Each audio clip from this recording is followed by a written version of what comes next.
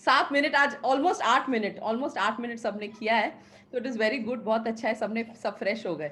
Okay, good morning, जय श्री कृष्ण, जय जिनेन्द्र, और सबको मेरा सादर प्रणाम। Thank you Modi ji, thank you Bindu ji. This is doctor Sagarika Roy Bhatia, the author of the book just expressions. और आज का जो स्टोरी है ये हमें शैला शेठ जी ने भेजा है। बहुत सुंदर स्टोरी है, और ये स्टोरी है विश्वास, कि विश्वास क्या चीज है और विश्वास क्या हद तक मतलब हमें दूर दूर ले जा सकती है। We'll see through this particular story.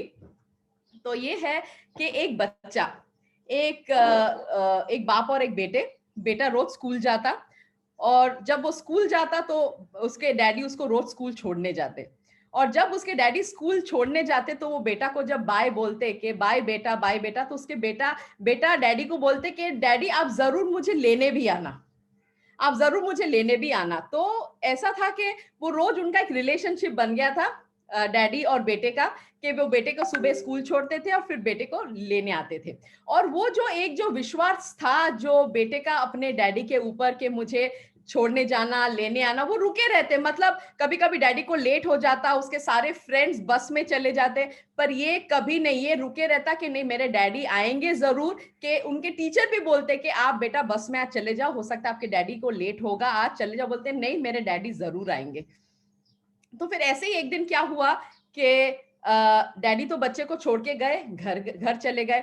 जब वो घर चले गए तो तभी भूकंप आ गई। नॉर्मली आप देखते हो टोक्यो वगैरह में भूकंप कभी भी आ जाती है, तो भूकंप आ गई। और जब भूकंप आ गई उनको न्यूज मिला कि स्कूल का जो बिल्डिंग है वो बिल्कुल नीचे गिर गया। सब पेरेंट्स स्कूल भागे भागे आए, सब पेरेंट्स स्कूल भागे भागे आए। उन्होंने ईंट पत्थर जो भी मतलब उनसे हो सका किए, उनके रिलेटिव्स आके कैंडल जलाना शुरू कर दिया, सब प्रेयर शुरू हो गया, वहां पे हाहाकार मच गई, लोग रोने लग गए, जोर जोर से लोग रो रहे थे, क्योंकि सबके बच्चे वो अंडर रबल्स ऑफ द बिल्डिंग, मतलब वो पत्थरों के नीचे सब वहां पे अटके हुए थे। तो बदन ये पापा को यही था कि मैं जरा देखूं कि मेरा बेटा कहीं अटका, वो जरूर मेरे लिए रुका होगा जैसे वो मेरे लिए रोज रुका रहता है।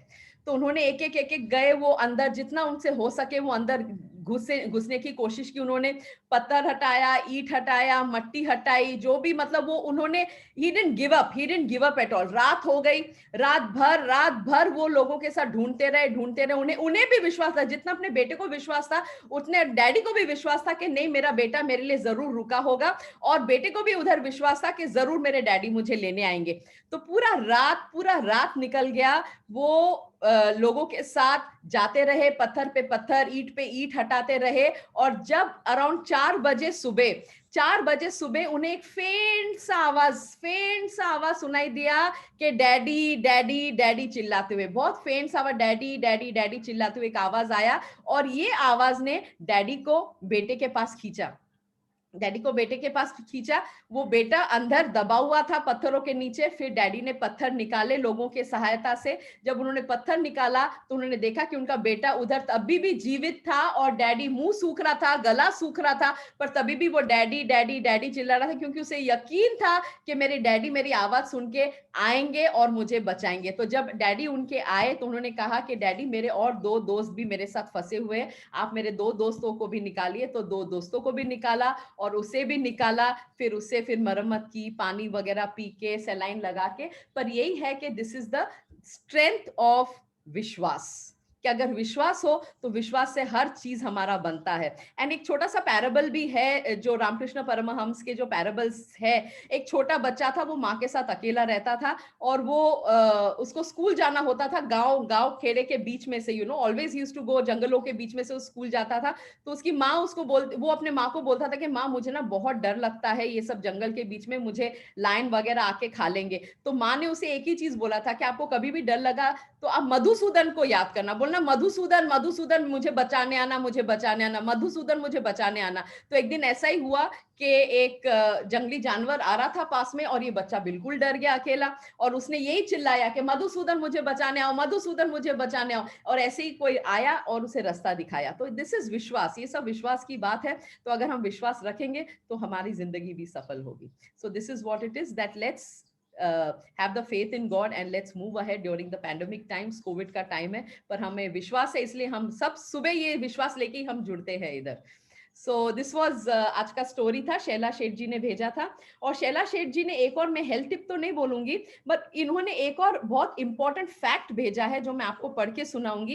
इट इज, हम जो मंदिर में जाते हैं, हम जो नारियल फोड़ते हैं, हम मंदिर में हम नारियल क्यों फोड़ते हैं? हम जाके नारियल, मंदिर जाने के पहले हम नारियल जरूर खरीदते हैं और वहां जाके फोड़ते हैं, पर ये नारियल हम क्यों फोड़ते हैं? लेट अस सी मतलब शैला जी को क्या कहना है। वो कहते हैं कि सबसे पहले हम नारियल का जटा हटाते हैं।